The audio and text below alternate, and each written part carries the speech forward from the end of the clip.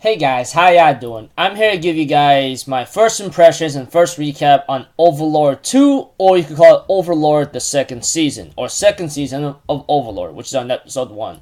I know, all you guys might be a little surprised here and there to see to it that the episode just came out. Well, apparently a friend informed me and let me know that it got released a little bit early, maybe from yesterday or today or so, and is apparently in subbed format from a different translation group, apparently.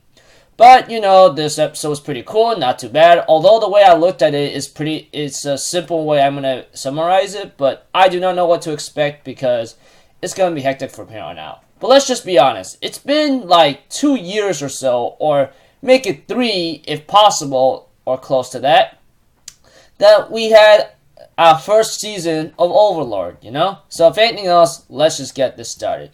We have to it that there's some,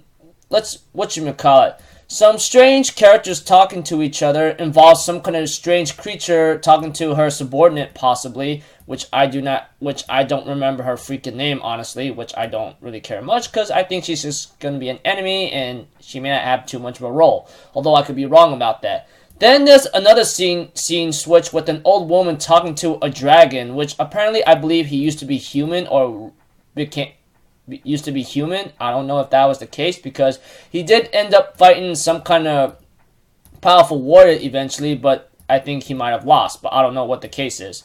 So all I can really tell you at the beginning of this episode of Overlord 2 is that there are a couple characters talking to each other of what's to come, and especially when they mention Ein's gold gown or something, etc.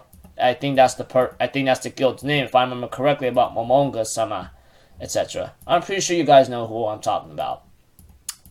Eventually, there ends up being a scene change with like medieval people talking to each other, making a meeting, and some people like talking about like some guy named Ein's gold gown like being very helpful one time when they were about to be close to death. But aside from that, it was pretty cool, whatever the case may be.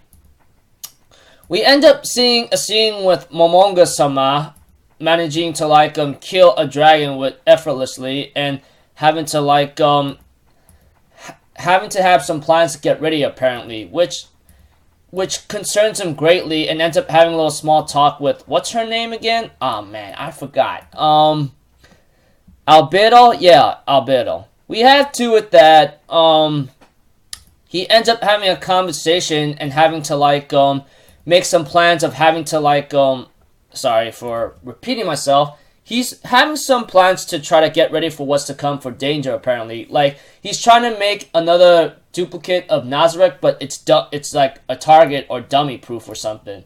And we also see to it that his subordinates are working as fast as they can, and he ends up having to ask about Xiaotier's mental health. We have to it that Xiaotier is feeling very guilty of what happened recently, even after fighting Momonga, and she's feeling very bad about it. But aside from that, we have to it that Albedo suggests that you punish her in a certain way that could erase the guilt inside her heart or mentality, etc., And we have to it that, aside from Xiaotier's previous attempts, because if we remember correctly, Xiaotier almost nearly killed Momonga-sama in a certain way, or gave him a very hard time, because we know how strong she is. Almost all the characters that are cooperating or connected with Ein's ghost or Momonga-sama is pretty strong, etc.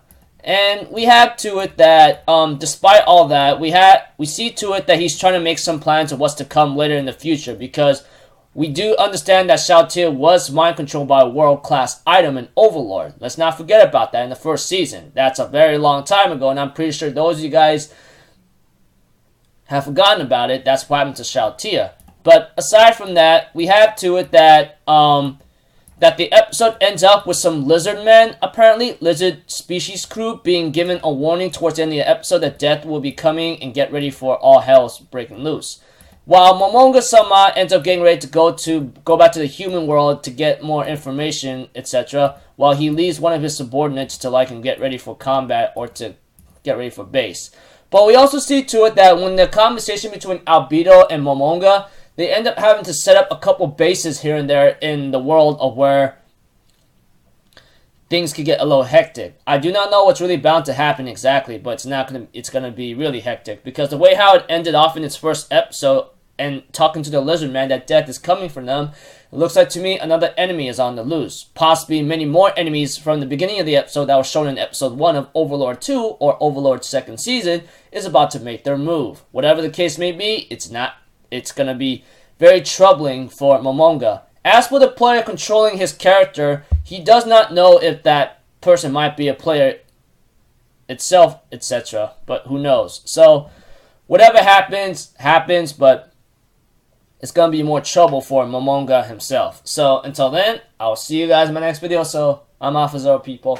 Have a good day. And this episode right here had a nice start off. Not too bad, even though it's pretty simple in a certain way and nothing really happening. But the way how it ended, it looks like to me, the events is about to roll very soon. So, until then, peace out. Bye-bye. Toodaloo!